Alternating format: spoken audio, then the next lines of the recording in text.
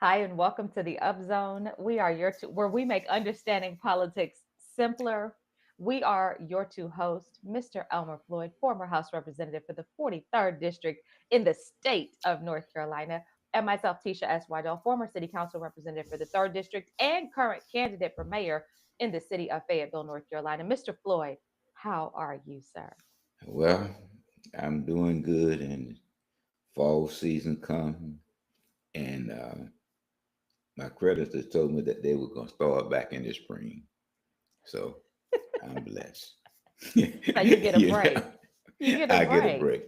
I get a Well, break. So Mr. other than Floyd, that, I'm doing well. But I noticed that you put in there that you are a candidate for the mayor of the city of Fayetteville, but but y'all had a lot of drama uh, at the poll. I mean, wait, time woof, out, yeah, time out. woof. Let me just say this before we get any further. I am not associated with any of that mess. But before we Well, talk about that, Mr. Floyd, what? do you have any announcements? Well, we got. Whew, I wanted to get to that because that was. I know we I gonna mean, get to it. We I'm getting to sorry. it. I'm sorry, Tease, but that was such a drama. I didn't want to. Even We getting to it. people out in Phoenix, Arizona, called and expressed that they saw. But anyway, Yeah, they we want to do know is what's having going this. on. Yeah, we do is having this anniversary on 23rd and 24th of this month. So call we do to get the Yes, information that you need in order to participate. And don't yes, forget, the Fayetteville State University is having this homecoming next week. I believe that's the 11th and 12th yes. activity, and the parade will be downtown. And Fayetteville State made it clear that only clear bag will be allowed to come into uh, the uh, the homecoming game. And those who want to vote only have 3 more days. That's today, Friday, and Saturday at 3 o'clock. And that's for Now, early voting please, at 227 Fountainhead yeah, Lane. That's the early vote yeah, period. Hmm. and please, on October the 4th, don't run to the Board of Election and thinking that the site will be open for you to On cast a October the ballot. 7th. October the 7th. The 7th. Okay. Now, I'm That's sorry. The Tuesday. 4th is the last day. October the 7th is the election day. So don't go Correct. to October the 7th looking to cast a ballot Correct. there. You So you have will to go have to to go to your your polling site. polling site. Hmm. But then again, T, in November, there's only going to be 3 polls open. No, in November, there will be three early voting locations open. Yes. So you'll have the Cliffdale Rec, you'll have Kiwanis, and you'll have the Board of Elections. But during the actual election on the 4th of November, you can go to any of your polling locations. Okay. Okay. Yeah. Now, please, I know that you are young. Could you repeat that again for us of age? Yes, I will. So during early voting for the general election, which starts on October the 16th, there are three locations that will be available. That's going to be the Cliffdale Recreation Center, Kiwanis Recreation Center, and the Board of Elections. That's for early voting. Now, for the actual general election, which is on November the 4th, you will go to your polling precinct, your local polling precinct. So all of the polls will be open on November the 4th, just like they will all be open on October the 7th. Well, let me ask you a question, Madam Waddell. Yes. I've been trying to look at this tally every day, and yesterday you all did crack 400. But Yes. we It have was a busy day yesterday. 130,000. We have 130,000 registered voters here in the city of Fayetteville, Yes. and right now we're at about 3,200, and we've been open about 10 days. And my Yes. other question that I want to ask you, and this also maybe we can talk about it. I asked Larry, that's the gentleman that you married to. Yes. I Yes. said, how many? I said, how many early? I mean, how many forums have you and your wife attended? Larry said, I really can't count 'em. But I've been to many. But what I'm saying, all these forums, I don't see an increase in the voter turnout. Right. And Mr. Floyd, I made a comment the other day on Facebook. I said I really miss Ted Moan, who is our former co-host on the Up Zone. Mhm. I miss him because he would have had comparisons from the last municipal election to this municipal election, showing us side by side numbers to see where we track. But Mhm. Mr. Floyd, I suspect that this is what's normal for our community, and that's what so many people are so concerned about, is that it's normal for our community to not show up and vote in municipal elections. Well, one thing that I think that if you when you become mayor, you and your Mhm. council members would look at. I know it's going to be a hard pill to swallow for some people. Is that you change the election cycle to an even year election cycle, and you will get a larger voter turnout when you already know that the odd year does not generate the kind of voting. That turnout. Well, but some people it may. But at the same time, you're paying a cost. Look at the money that it costing with 3,200 voters, and look at the money that the taxpayers are paying just to get less than 10, way less than 10% voter turnout. So Right. somebody can win a council seat with less than 500 votes. Absolutely. And Mr. Floyd, and that's the sad reality. That is the sad reality. And one of the things that I heard a candidate for mayor say is that they do not support that because it puts the city council on the bottom of the ballot. And these are the people that affect your lives most immediately. And I'll tell you this, I don't think it matters where you are on that ballot. I think what matters is how you position your platform to encourage people to come out and support voting for you, regardless of where you are on that ballot. So, Mr. Floyd, I Well, hear a lot of, and I hear a lot when it's not only am I hearing that we need to change to even years, but I'm also hearing that people want to see term limits. They want to see this council have a conversation with the General Assembly to enact term limits with the Fayetteville City Council. I'm also hearing people say that there's a lot I'm hearing. There's a lot. Let me just say that there well, people want to see reform where the city council is concerned.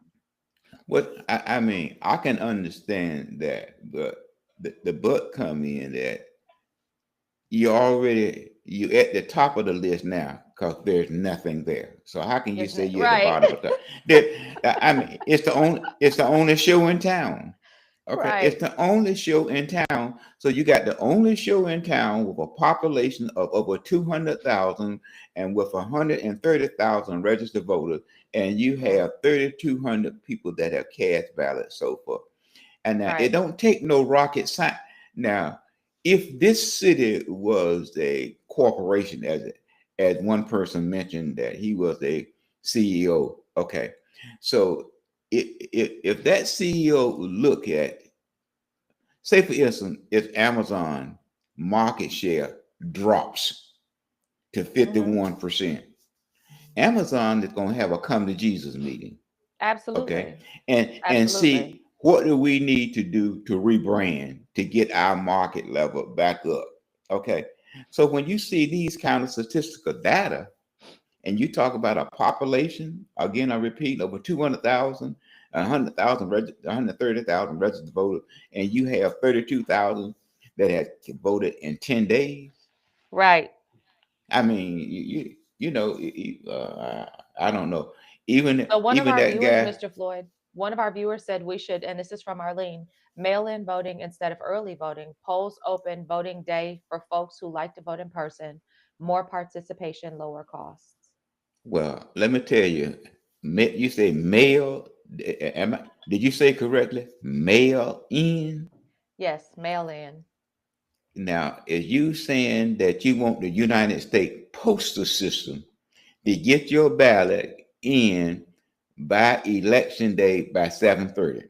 Now, let me repeat. Now, this the No, United Mr. States Floyd, Mr. post. Floyd, and 5 o'clock in the primary. 5 o'clock Okay, day okay, of in the primary. okay. Okay, that's when the Board of Election closed. Okay, but on the election day, I think it's 7:30 when the polls No, no, I'm close. telling you, the primary. So, and this is the only reason I know this because my goddaughter is in college at Tuskegee University. I've talked about her a number of times before. So she wants to do her mail-in ballot. She requested her mail-in ballot last week. I want to say the early part of last week. She received an email on Monday saying that it would be 7 to 10 days before she received it. And then she has to still mail it in. So she's likely not going to make the deadline because when she read, she indicated to us that the deadline, excuse me, is 5 o'clock on election day. Okay, that's the day that the poll closed. Okay. Now my question goes back again, Madam Waddell. I appreciate your goddaughter, but you were asking the United States Postal System. No, I get it. I get it. No, I do do you think there get? has to be I do, but and I do think that there has to be a better way, Mr. Floyd. And I know that there's a lot of room for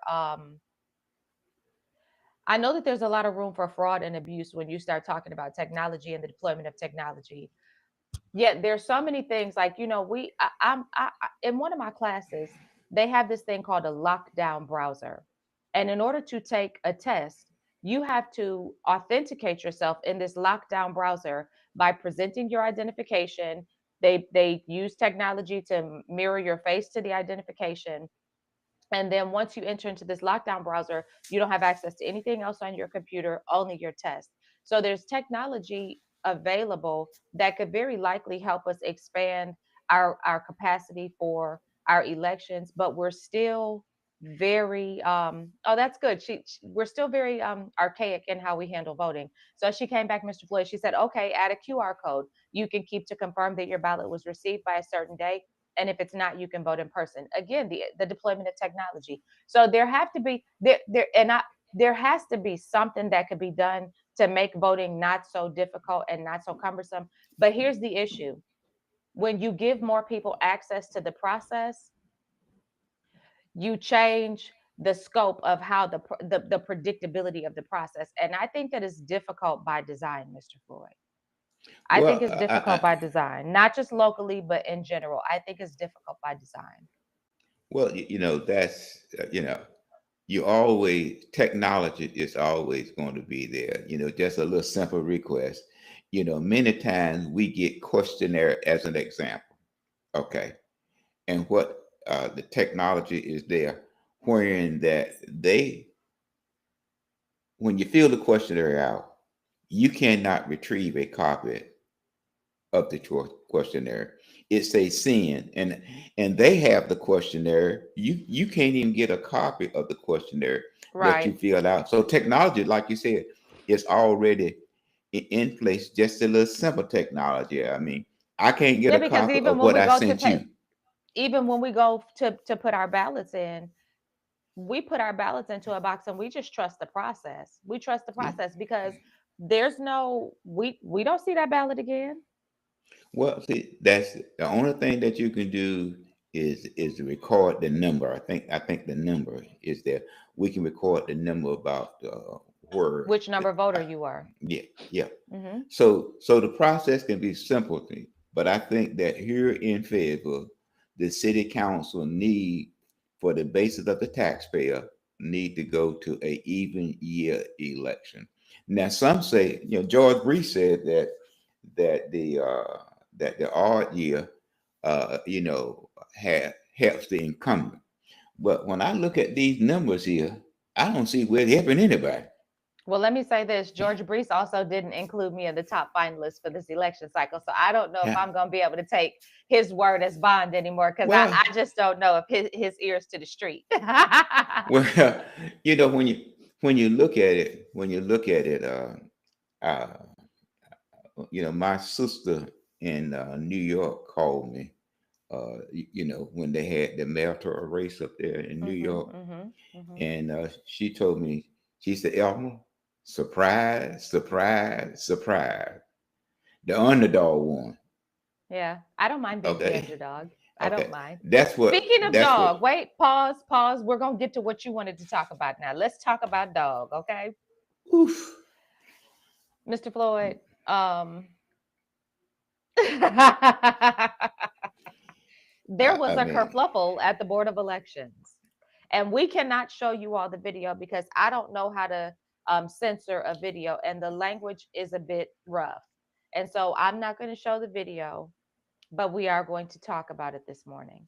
Mr. Floyd, what did you observe in that video at the Board of uh, Elections? And what's your take on it? Well, my English teacher will question my ability to encode and decode the human language. Okay. Okay. Because my English teacher would say that's not correct English. Okay. So what was That happening in that video that you could tell? I didn't know language could be used so firmly. So Okay. spicy. And it appeared as Woof. if there was a disagreement maybe about how some of the poll workers were interacting with each other. And I'll tell you this, Mr. Floyd, full disclosure, I was not present for this exchange, nor was any member of my team. We were expecting inclement weather, and we felt that it was best for us to batten down the hatches and to pray for our community as we braced for what may have been some stormy weather. Well, most certainly, stormy weather hit the Board of Elections because, as a result of some conversations that appeared to be happening before the camera started rolling, we saw the we saw There were three people the now involved in three right, campaigns. right, three campaigns. We saw one individual that was appeared to be either a voter or a supporter of another campaign. She identified herself as a supporter of one candidate and like family to another candidate, both of whom are running for mayor. And then she was arguing with a poll worker from another campaign. Now, as this argument was taking place, she referred to the poll worker as she said she told the candidate, "Get your dog." And um, I'm gonna just say That this, dog Mr. didn't like it. That dog didn't like it. Well, listen, The I'm person didn't like to be called a dog. to be called a dog, and I'm gonna say this: we've all, Mr. Floyd, and this is just a stark reality. You and I have both been at the Board of Elections for some period of time because as candidates, you're up there. And we know how the game goes. And Mhm. we know how very volatile it can be. And while I don't condone the behavior that we saw in the video from either side, I know that there's more to the story than what we are seeing on that video. And I Mhm. don't think that either of the people, I don't think any of the people in that video were victims. I think that they were all equal participants in what we saw in that video. Well, let me say this too. The Board of Election has tried very hard. Given the earlier days, the Board of Election was giving those individuals a greater freedom. Hmm. Now, even before the poll is open, the Board of Election now begin to rope off areas. They And you have keep to stay down behind those ropes. yeah, they keep down conflicts because college, I'm sorry, Cliffdale was known to Hmm. have some unique conversation. So the Board of Election is inside there, so they don't see this. So one gentleman that worked for another campaign, and I was trying to see where his statutory authority lied, because he said to one of the person that was referred to as a four-legged animal that if you don't, then we are going to have to ask you to leave Well, the because he was premise. employing he was employing that poll worker. And so his statute of authority was because you're out here working for me, you represent me. And I've said this time and time again. When you observe how the poll workers are behaving at the Board of Elections, they are a reflection of their candidates. They Mhm. are. And to a vast degree, they accurately reflect their candidates accurately. And I'll tell you, his thing was because you're working for me, if you keep at it, I'm gonna have to ask you to leave. Now wait a minute. Now that person that asked the person to leave was not a candidate. No, it was. I believe. I No, it believe that was. was the individual. No, it Okay, was well, the I candidate. misread It the was the word. candidate. Okay, It I was the mis candidate. The the candidate was voice. saying you're gonna have to leave. And so you saw somebody sort of come over. That person that came over never said anything, but the person who I was thought speaking that was up the was the person that made candidate. the statement. I thought, okay, That was then the I beg your candidate. difference. Then. That Okay, was the okay, candidate. And it but was just, it was really messy. And here's the fix for all of this, Mr. Floyd. Here's the fix. End poll workers. Active campaigning at the board at the early voting sites. Put a table in the lobby, have everybody's materials on the table, and no more poll workers at these early voting sites. Because well, it is always, it's every year there's some volatility there. Every year. The same person, let me say this, and my daughter had to remind me because it's been so long ago. 8 years ago, when I first ran for office, we were at the very same location. And the person who was referred to as a dog referred to my children as a dog, to the point where my husband had to come up there and reestablish peace because we were completely out of our element. So I'll say this: what goes around comes around. That's a fact. But the well, truth of the matter is, it's always volatile. Always. You have candidates up there who are bullying other candidates. I have been flanked on both sides, Mr. Floyd, by poll workers from one of my opponents. If I shift to the left 2 inches, they shift with me. If I shift to the right 2 inches, they shift with me. When I'm talking to somebody, they're hovering over my shoulder. It's I have been marked as somebody by this other campaign. I've been marked by their people because of them as somebody to stay on top of. It's always well, a culture of mess up there. well. When I had the opportunity to run for office, I made sure that I will not be in the midst of that unique conversation. I would either get on the other side of the street. You see where my tent Yeah, is this year. yeah, okay, or I will be at the front, or I will be at the rear, because you frustrate the voters And it's by trying. unnecessary. You know, It's so unnecessary. Listen, voters, if you're not going to prepare before you come up there, I just feel like there should be a table and you can read up on the candidates and then you go in and you vote. And if you don't want to read up and you just want to go guess, just go guess. That's your business. You can do that if you mhm, want to. But there, mhm. this culture of standing at the polls and Uh, actively going after people, it's annoying but but the as a thing that you voter. look at, Tish, I mean the thing, but now one person, and I'm gonna make this statement, and I said to you last week, they gave me more compliment on the video than my party did in 12 years of running. So I'm Right. grateful for that. I'm super grateful for that.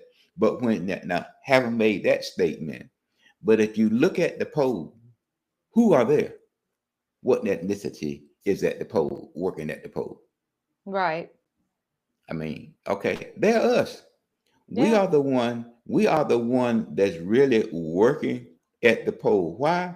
Because we are the largest voting block of people, and they know that what we are concerned about is how, not your performance, but how well I like you. Hmm. Okay, how well not if you don't deliver nothing. We Well, I'm just just want to trying to keep know. my hands clean of all of this, Mr. Floyd, because I feel like it's an awful reflection to the voters in our community. And I just don't want to be involved in any of it. So I thank you for the advisement that you provided on where I should situate my poll workers. And I've also taken to limiting my time at the Board of Elections because my time can be utilized much more effectively in other areas. So I've got a very, my aunt is the person who's out there representing me. She raised me, so I know exactly how she was a part of the village that raised me. So I know exactly how she will represent me. I don't have to be out there every 5 minutes, hovering over other people, trying to assert dominance. I'm gonna just keep running my campaign, and I hope, and I say this all the time. I hope the voters are paying attention because the way we campaign is the way we will lead. So what you see in this Yeah. campaign cycle, you can expect from us in leadership. Okay. Now Wow. talking about Black Voices, Mr. Floyd, there was a City View article today about a project, the Black Mm. Voices Museum, 80,000, 83,000 square foot. which would be located at 122 Person Street. The design inspiration is the hymn Lift Every Voice and Sing, and the purpose is to celebrate and preserve Black history, art, and heritage in Fayetteville and beyond. So the vision is to become a cultural landmark and a gathering space for education, storytelling, and community pride. Mr. Floyd, what are your thoughts about this particular museum that is slated to cost, was it 215 million? Between 175 million and 215 million. Mm-hmm. With an annual operating expense of Two it point was 2.2 million. yeah, at which and a $1.45 million deficit would need to be made up after any revenues were brought in, and they said that it would need to be made up by fundraising and grant cycles. So, Mr. Floyd, all things considered, what is the probability of seeing this move forward in this climate? To dream the impossible dream, And you know, it's defy unfortunate. the unbearable foe. It's unfortunate, Floyd, because here's why it's unfortunate, because you would think that because if we can get support for the Civil War History and Reconstruction Museum, that we would be able to petition our legislature to get the same kind of support for this type of a museum, because museums drive economy. They drive economy. They're tourist attractions. And so it's a great idea. And if we had the right people at the table being able to negotiate with our General Assembly, it might actually be something that we would see come to pass. The problem is, whereas we had a John Zoka, because remember, Zoka was the one who was really pushing a lot of this up at the General Assembly for the History and Reconstruction Center, Civil War History and Reconstruction Center. Who's the Zoka now for this project? Who in the General Assembly is the Senator Applewhite or a House Representative Colvin or a who can move the needle for us? A Representative Jackson, who can move the needle for us?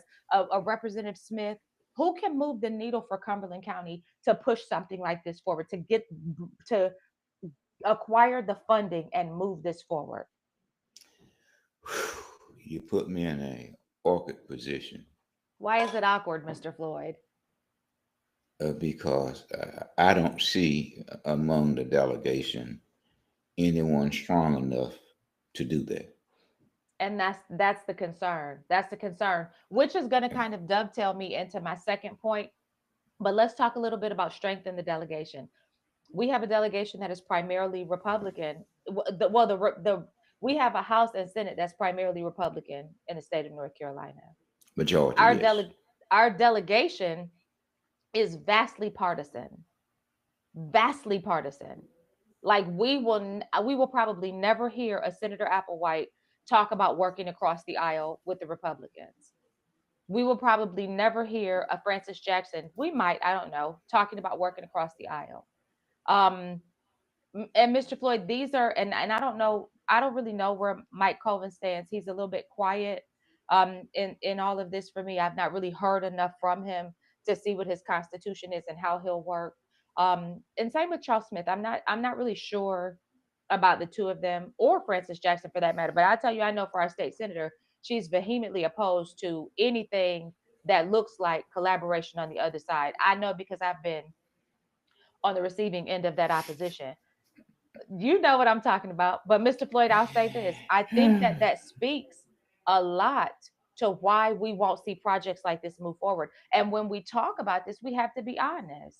We have to be honest, because if we had leadership that had relationships on both sides of the aisle, they could petition for these dollars. And the same way Well, how we saw the Civil War History and Reconstruction Center move forward, we could see this move forward. We could implement the same process and see the same okay. successes. May I ask you to do something, Yes, please? sir.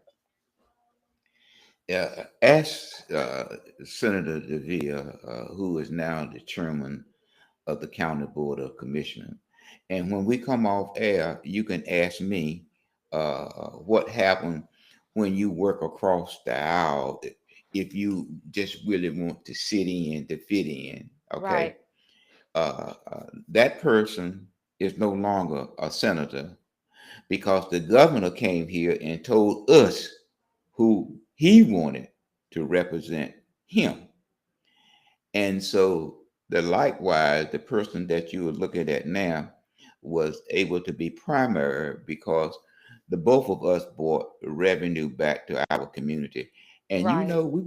we both were voted out of office. So the same way But guess that the what you three, also did though? Even though you were voted out of office, you both still brought millions of dollars of resources back into this community. And but so at some point, our community didn't even see it, Tish. Didn't I even understand. see Didn't even see it. So it's the same way here. Those individuals want to hold their seat to fit in to sit in. So this project, if you expected to get some money from the state through these individuals, And it you're will going to not have happen. money from and you're going to It will not have happen. money from the state in order to make this happen because there's not enough money locally to make it happen. So the order of operations in getting this done should be that they should get an agreement with the city for a batch of money. They should get an agreement from the county for a batch of money, and then they should petition their state legislators for a batch of money. Now, if they can get all three of those parts moving, they're moving in the same direction as what we saw with the Civil War History and Reconstruction Well, Center. let's just break it down to the Martin Luther King Park if we can throw that in there, and there's still chaos in that Hmm. Hmm. process. There was one county commissioner who wanted to give the Martin Luther King Committee uh, $5 million, but there was two African American person on the board of county commission voted to give them $2.5 million. Okay, Hmm. and so you can see that even with the county board of commissioners at that time, that doesn't mean that it may go the same way now. That there was not the same kind of consideration. Now let's just look. If the county board of commissioners opt to stop a multi-million-dollar project as it relates to funding, and they are looking at public and private partnership. So when you look at 107, let's be real. Can it be done? Yes, if you get mega donors Or in order but see to. that's what but Mr. Floyd, that's the whole this is the whole outlay is that you have to look at and see sometimes this is why I say people have to understand how to negotiate because sometimes all you have to do is point to what has been done in order to say what needs to be done. And so Mr. Floyd, you're exactly right. The model has already been demonstrated in how to move a project of this nature forward. But the issue is with this model, you have to have the donors, you have to have county support, city support, and then you have to be able to get state funding. The donors are you could probably leverage some donors in this community and outside of this community to make a project like this happen. You could probably get the city and the county to both say, hey, if you can get the state to agree to give you X amount of dollars, we'll put in this to show our support. You could probably do that. The issue is going to come in fundamentally because you do not have you said it earlier, the political will or the political power in your legislators to be able to work to get that done. Now we have a Diane Wheatley. She has the relationships and she's got the pull right now. We've got a what's the guy in Moore County? Um McGinnis. we got him. McGinnis. He's got the relationships and the pull. You have to remember these are partisan positions. So when you have a legislature in Raleigh that's primarily Republican, then you have to understand that they have the relationships and the political power to get Well, things done. Are now is anybody going to be talking to them about something like this? in Raleigh, where the power comes at in Raleigh, if you the chair of a committee, Right. And the that committee chair could be has a lot of leverage. you That got it. committee chair has a lot of power. And that power with that committee chair, like in John Sokol. John Sokol was the chair of finance. That's right. Finance now. He carried a lot of pull. That's So he right. was able to negotiate and put that money in. Why? Because if you go against the finance chair or the appropriation chair, You're Madam not going to get Waddell, anything. You're not getting you get anything. why? You You're getting not getting anything. wise. And Mr. Floyd, and this was, and now let's talk about my endorsement that I received from the ICA, because that's a hot topic right now based upon the article. Mm, So if you haven't seen it, check out City View today. It really outlays mhm. why the ICA decided to endorse Tisha Waddell as their candidate for mayor, even though I am an unaffiliated candidate. Mr. Floyd, this all goes back to exactly what we're talking about now. Who has the ability to get things done? Who has the mental fortitude? Who has the capacity to build relationships? Who has demonstrated the ability to be able to get things done on behalf of this community? And overwhelmingly in that interview, they decided that that was me. And Mr. Floyd, when I look at something like this particular, Congratulations, Madam Waddell. thank you, sir. I appreciate that. And when I look at this conversation, even that we're having about the Black History Museum, I think to myself, if you have a mayor in position who has relationships, listen, Diane Wheatley was in the room as one of the interviewers for this particular endorsement. So this already says to you, John Zoka was in the room.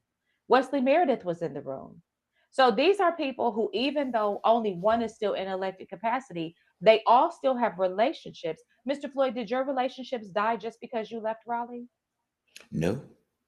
You still get things done. When I needed something done on behalf of Ted Moan, you made one phone call, and in 15 minutes, the ball was rolling and it was taken care of.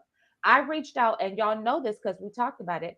I reached out to our seated senator and asked a month in advance, and nothing came of it. I asked you a week before I needed it, and it was handled because relationships matter. So this endorsement demonstrates already solid relationships that say I can get things done on behalf of the citizens of our city. Do you agree, Mr. Floyd? I agree with you on that. You And you, so you got to have a relationship. you If you have don't to. have that, if you don't, one thing that you have to do as a elected official, you got to be a relationship at the state level and also at the federal level, because you don't control the purse. If you control the purse, then you wouldn't be asking them. Ding ding ding Okay, ding ding. you And the wouldn't city be. of I mean, Fayetteville, so look, the city of Fayetteville doesn't even have a purse. We got a change jar because everything we get comes down from somebody else. let me give you another Everything we example. get. Give you another example. I think this is we're not moving away from this topic, Okay, go ahead. but the school system has applied several times for millions of dollars to help build E. Smith, and Hmm. each time, they have been turned down. Okay, they have Hmm. been turned down. So, but relationships help change that. And you can look at Absolutely. Fayetteville State University. We just attended a meeting the other day wherein that Fayetteville State got $2 million from Cape Fear Valley Hospital, and the nursing school, which is one of the top in the nation, uh, uh, is going to have Cape Fear Valley Nursing School. So what I'm saying, you got to have relationship, just like we Absolutely. talked about St. Aul. St. Aul was able to get, I think, from Bill Gates' former wife, I mean, the HBCU was able to get $70 million, Yes. and St. Aul that need the money was able to get 5 million of that $70 million Yes. that was given to them to help them with student enrollment. Hmm. So you got to be a relationship. See, sometimes as a legislator too, sometimes you have to hold your nose and cast a vote. Okay, it might Absolutely. not have everything Because that you want to. but you know it's what's going to benefit your people. You know it's what's going to benefit your community. And Mr. Floyd, it's interesting. It's so interesting because this political climate, I thought I knew what it meant when I heard people say that folks were voting against their own interest. I When I watch our community, how they're moving, I can see it as plain as day. And I tell you this, I find it very interesting that while our campaign is over here trying to figure out how to make sure that we are prepared to stabilize this community and move the needle forward for our citizens, we've got people who are campaigning and they're throwing shots that they should have thrown years ago. As an example, Mr. Floyd, these two controversies that have come out in regards to the residency of a candidate and in regards to the campaign contributions of a candidate. Mr. Floyd, here's the reality. I'm gonna say this. I'm only gonna say it once.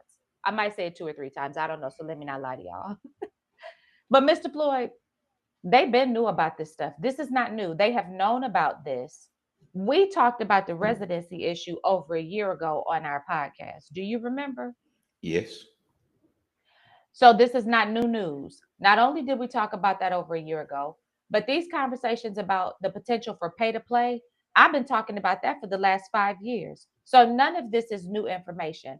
I dislike the fact that people want to bring up information because it devalues another candidate versus bringing up information because you see something wrong and you want it made right. If somebody had a problem with somebody living outside of their district, they should have said something as soon as they suspected that somebody lived outside of their district. If somebody had a problem, because the issue should not be you live outside your district and it's a problem for me because you oppose me. The issue should be you live outside your district and it's a problem because that's not the way that this is supposed to work. That's not the rule. The issue should not be you received a campaign contribution and it makes you look bad, and I'm going to use it because now it makes me look better because it makes you look bad. The issue should be if I think you got a donation and it influenced the contracting process, that should be addressed immediately. And we should set something in motion to figure out whether or not that's the case so we can clean it up immediately. Had that been done, we may not be where we are now with unfinished projects and a lot of lost money. So I just have an issue with people trying to tear each other down just to build themselves up. Well, If you're le- gonna call out crap, call it out because you're really trying to make it right. well, when you look at it, Chief, as a member of the General Assembly, my party, I think Representative Lucas, Representative Bell, we was the only two minorities that went down to that was in Florida, went down to school of choice. Because you only grow as legislators as you are able to advance and participate in programs outside of your realm. Right. So we was asked to give back that money because we attended that. So as a I remember person, that. we gave the money back, and all this, but the other party didn't give their money back. So my point that I'm making to you is that when people send in a contribution, I'm not the receiver. I just ask my treasurer to receive the money, to make sure all the documentation is there. Because you're required to get the documentation. That's one thing. Now, Mr. And Floyd, then hold, pause 1 second. mhm, okay, The difference, the potential difference between what you're talking about and what is being discussed is paramount because the reality of the situation that's being discussed is you and I both know that there are people who claim to have been in the room who indicate that there were envelopes of cash money being handed out. yeah, I heard about that tree. I heard about that Christmas And tree. And that's a different beast than somebody just giving you a campaign contribution, like well, mailing a well, contribution in. that tree also grew over in Hope County. The limbs of that I tree heard about that spread too. it spread it from Cumberland County to Hope County. There, but when you look at the thing and not moving away, No, is move that away, move away from that. the city, the city has a process in place. Then we won't gonna come back to this rest of Yeah, that. The city has a process in place. If it were thoroughly vetted, thoroughly then vetted. It should be the lowest responsive responsible bidder after a thorough yeah, vetting. There should be an RFP issued. There should be responses to the RFP. Then that RFP should be vetted, the responses to find out who was the lowest responsive responsible bidder.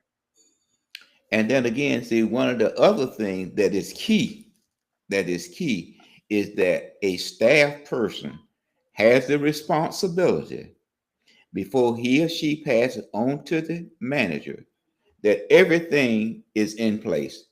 We have sent a drone over the person's previous work site to see if he or she has finished that project. Okay, but this contractor just dropped out of the He was a cloud. grocery store owner. He was a grocery store owner. He was a I grocery mean, store owner who okay, you turned into a see, contractor within 6 months. According okay, you to, see, and I'm basing that off of the campaign finance report that was presented and what was written in, because when we do our campaign finance reports, we have to tell mm-mm, the occupation of the donor, yes, we have to tell the address and phone number of the donor, and we have to tell the amount of the but contribution and how the contribution was received. but you know what though, Tish? I mean, I kept wondering, but I didn't take pictures. I kept wondering, because when I left Seabrook Rec Center going over to Honeycutt, pole to pole, Mm-hmm. I saw this big, huge machine loading dirt in a single axle truck. And I said, how in the world is this project is going to I be remember you completed? said that. I mean, I just couldn't figure it out because I didn't know anything about the contract, the first contract. But I was just amazed to ride through there and I see this big machine. Now remember now, a single axle rear is only one tire, not Right, 8 to 10 right, that carry a huge load. But right. anyway, but the thing of it is, But what now you're back to saying, the let me translate for people who don't speak uh contracting. What you're saying is that the person who was doing the work, you could tell that they did not have the qualifications based upon they the didn't equipment have that they were using. no. Yeah, that would be I like mean, saying that you're going to build a house and the only tool that you have to build a house is a screwdriver. well, I tell you what you do. You go and look at uh, this is the Were they 7-Eleven that's building the being built. 7-Eleven? Yeah, I mean, you Were they see almost done three. with the 7-Eleven? Yeah. Yeah, you see two huge dump trucks, Yeah. and you see two huge loaders. Right. And believe me, now they're loading dirt, and they have Right. moved the dirt. I mean, they have moved the dirt. I mean, I guess the hole was about 20 feet. They moved dirt from one side, the same thing at this tennis court, to the other side in order to pack it. So my Hmm. point of question, my point of concern there is that people give you donation. I mean, they don't, and you make it very clear the donation doesn't affect the outcome of my vote. Okay, that's the statement that is made. But the thing that got me was another comment that was made, and I was somewhat confused. And Hmm. you a mayor to a candidate, but the mayor you can live anywhere in the city of Fayetteville. Right. Okay, that's one question. The second question of it is that you all are to sign an affidavit that you all live in Fayetteville. Well, when you register for office, what you're essentially doing is signing an affidavit saying that everything that I've attested to in this document is true. So I think that that would be a bit redundant. But again, I say, if we were reporting over a year ago that it was rumored that a candidate did not live in their district, you can't tell me for 1 second. And it was a common conversation in political Well, circles. So this is not new news. So, sir, well, why are you bringing this up now? You should have brought this up a year well, ago. well, my thing of it is, Chief. I mean, if you 45%, 40 to 45% of people in Fayetteville, are rentals. That's the separate and apart now, are Hmm. rentals. Hmm. Okay. Now, what you look at is where that renter Receives their mail. receives their mail. Is Yeah. that now you look at now, this is a And if I courtship live with now. my mama, you think my mama's getting ready to tell me I can't get mail at her house to keep my stuff straight? Well, that's what I'm saying. I mean, if my credit card, and I got a whole bunch of them, if Right. all of them come to my All the my bills come driver to this license, house. yeah, my driver license come there, my registration card come there, everything, and so But let me some ask you this this, Floyd. But let me ask you this, because see, it's proven residency is much different than proving you didn't take cash from somebody. Because how do you prove that you didn't take cash from somebody in your campaign?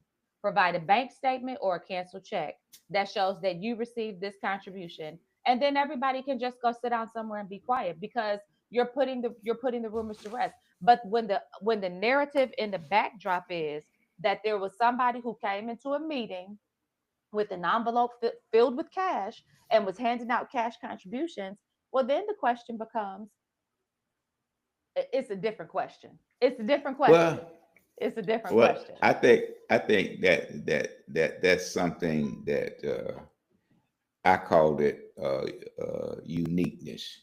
And one thing that I do like about the city of Fayetteville, T, in which they say we only pay the contractor based upon the work completed. Completed. And I think the contractor know how much work he wants to complete. Well, and I'll just say this, Mr. Floyd, and then we can shift if you're ready to shift. But I'll just say this. I think that, like I said, when you start dragging other people just to make yourself look good, that's a problem for me. That's a problem for me. Well, If you're really invested in telling the truth for the sake of the truth, you will do that even when there's nothing for you to gain from it. You but will I do think that I even if think there's nothing for you to gain. I think then again, we don't know. We do not know who. I can't tell you of all the people that sent me a contribution. I just hope that the recorder, which is the treasurer, record that in its proper manner and on its proper form, so that I can stay out of jail and not to pay fines, because it was not reported. So he received $1,000. It was recorded on the campaign report. You know, Nothing to see here. no, I mean, I he disagree, he. but I disagree, but I No, disagree for not my what I'm own saying, reasons. but he recorded it. Because I think, and I'm Uh, gonna tell you this, Floyd. I he think they recorded both it. probably have. I think they both probably have very valid points. Yeah, I question their timing that's of my making the point. points. I'm not. That's Yeah, my I'm not point. questioning the Yeah, validity. Yeah, yeah, yeah. yeah. That's the Um. point. But at any way, I just hope So that we wait, we can. got other. Wait, we got something else that's on our list. Hold on, because this was Okay. this is interesting. So, Mr. Floyd, Blue Ridge Power, a solar engineering construction firm, is positioned to lay off 348 employees at its Fayetteville site by November the 18th. First of all, that timing sucks because it's right before Thanksgiving and right before Christmas. Worst time for layoffs ever. So the broader scale means that, and that means that 348 people, if they live in this city, now we know, like I know, that everybody that Mm, works in the city doesn't live in the city. But let's mm. pretend that even just half of these people live in the city. That means that you're going to see at least half of those people unemployed by November the 18th, needing work. In total, the company is cutting 517 jobs across North Carolina. The other jobs that are being cut are in Asheville as it winds down its operations. Now, the site indicates that the reason given is market headwinds, regulatory shifts, and capital market pressures affecting the renewable energy sector. And Blue Ridge describes these layoffs as a part of an orderly wind down rather than an abrupt collapse. Um, and there's a WARN Act investigation. I have to look into what that is, a WARN Act investigation underway, probing whether employees, I think it's how you give notice that people are going to be terminated. So it's probing whether employees were given adequate advance notice as is required by federal law. And these layoffs are going to hit roles like laborers, electricians, foremen, and equipment operators in Fayetteville. Fayetteville's economic development and workforce agencies are preparing support, retraining, and placement assistance for affected workers. But these closures may ripple out to other parts of the clean energy and supply chain locally. Well, Mr. Floyd, 348 jobs. Poof. Well, I mean, what they're saying is that the tax incentive is no longer there. Well, and we know with the So change of administration, the renewable energy is not there, the same support is not there. yes, I mean, so that's back some ten years ago. Even our governor and his brother, we talked about this on our radio program, have at least land for 20 years for you know these solar panels. So when the tax credit is no longer that, it's the same with like EV cars. When the tax credit is not there, people look at things from a different perspective. So that's that's what has happened, is that the tax credit is no longer there. So these individuals, it's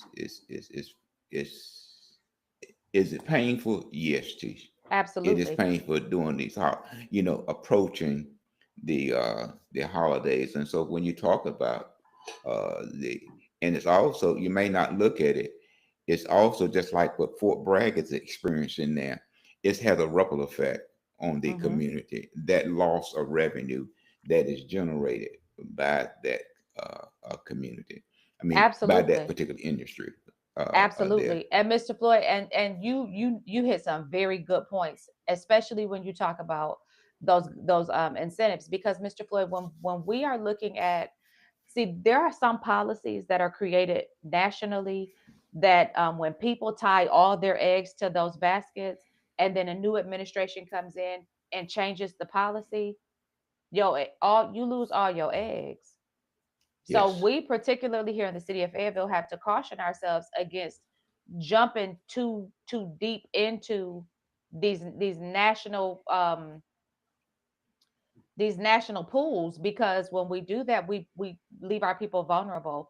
And I know that there was some belief that this drive for clean or renewable energy was going to just always be the case, that we were truly going to be phasing out gas vehicles. But anybody, and this again goes to planning, and it goes to wisdom, because any reasonable minded person would know that there's no world that we live in where gas vehicles are going to be completely phased out.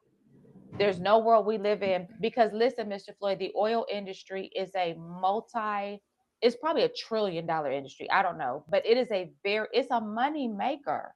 It's a money maker. There are wars that are fought over oil. So there's no world in which that just goes away. It's a good speaking point. It sounds good, but it creates instability when we start Well, tying all our eggs into these baskets. when you look at it, let's look at EV vehicle Mm-hmm. and the number of miles that they get per charge. Somewhere in the range neighborhood about 250, 300 miles, and it depends on how fast you drive. And right now, we have a problem with the number of charging stations that is needed in the state of North Carolina for these vehicles. And then once the person buys this vehicle, he or she have to turn over and then get this charging station or charging system, at his or her home. So that too is pulling from the energy source, whether it's cold, wind, uh, solar, whatever, it's coming into that home by some form of power.